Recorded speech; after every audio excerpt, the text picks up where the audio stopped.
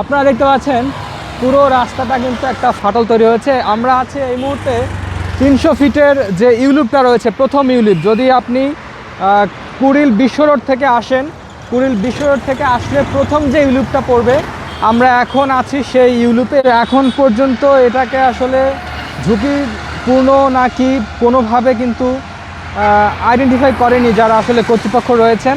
আমি দেখাতে চাই ওইদিকে হচ্ছে পিওএইচএস, পুলিশ অফিসার্স হাউজিং সোসাইটি, পিওএইচএসকে আপনারা দেখতে পাচ্ছেন।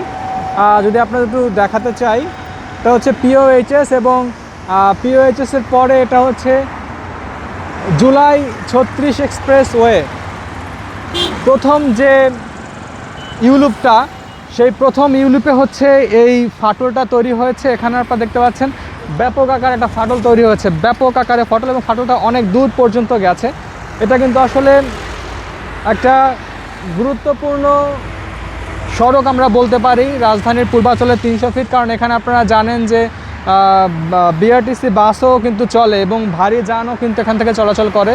তো যে কোনো রকম কোনো বড় দুর্ঘটনা কিন্তু এখানটায় হতে পারে বলে ধারণা করা হচ্ছে। আপনারা দেখতে পাচ্ছেন যে আমি তো নিচে একটু দেখাই, আপনারা দেখেন নিচে একটু দেখাই, নিচে দেখালে আপনারা বুঝতে পারবেন যে এখানে আসলে কী পরিমাণে ফাটল তৈরি হয়েছে এবং ফাটলটা ক্রমশ কিন্তু বাড়ছে, ফাটলটা ক্রমশ বাড়ছে।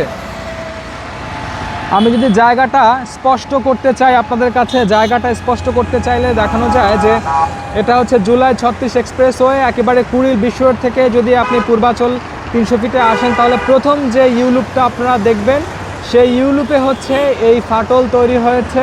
বিশ্ব রোড থেকে পূর্বাচল যাওয়ার যে রোডটা আছে, ওই সড়কেই কিন্তু এই ফাটল তৈরি হয়েছে এবং ফাটলটা অনেক বড় এবং বড় হচ্ছে। কর্তৃপক্ষ যদি এটাকে এখনই দৃষ্টি দেন, তাহলে কিন্তু বড় কোনো দুর্ঘটনা থেকে কিন্তু রক্ষা পাওয়া সম্ভব। দর্শক, আমি আপনাদের দেখাতে চাই, আমি আছি এখন পুলিশ অফিসার্স হাউজিং সোসাইটি পিওএইচএসের যে জায়গাটা আছে, এখানে যে 36 জুলাই এক্সপ্রেসওয়ে আছে, ঠিক সেইখানটায় এই ইউলুপটা আছে এবং ইউলুপটার কিন্তু অনেকখানি এখানে ফাটল তৈরি হয়েছে। আপনাদের দেখাতে চাই, অনেকখানি ফাটল তৈরি হয়েছে। এইখান থেকে একেবারে ইউলুপ পর্যন্ত এই ফাটলটা চলে গেছে। দর্শক, এই পর্যন্ত ফাটলটা আছে এবং এইখান থেকে পুরো জায়গাতে কিন্তু ফাটল তৈরি হয়ে গেছে। দর্শক, আপনাদের দেখাতে চাই, আপনারা নিশ্চয়ই দেখতে পাচ্ছেন। কর্তৃপক্ষ যথাযথ ব্যবস্থা দ্রুত গ্রহণ করলে হয়তো বড় কোনো দুর্ঘটনা থেকে কিন্তু এখানে রেহাই পাওয়া যাবে। আপনারা দেখতে পাচ্ছেন এটা ঝুঁকিপূর্ণ কিন্তু সড়কটা আসলে হয়ে যাচ্ছে। যখনই এই ফাটলটা বাড়ছে, তখনই ঝুঁকিপূর্ণ একটা সড়কে তৈরি হচ্ছে কিন্তু। দর্শক, আপনারা দেখছিলেন বাংলাদেশ প্রতিদিন ডিজিটাল।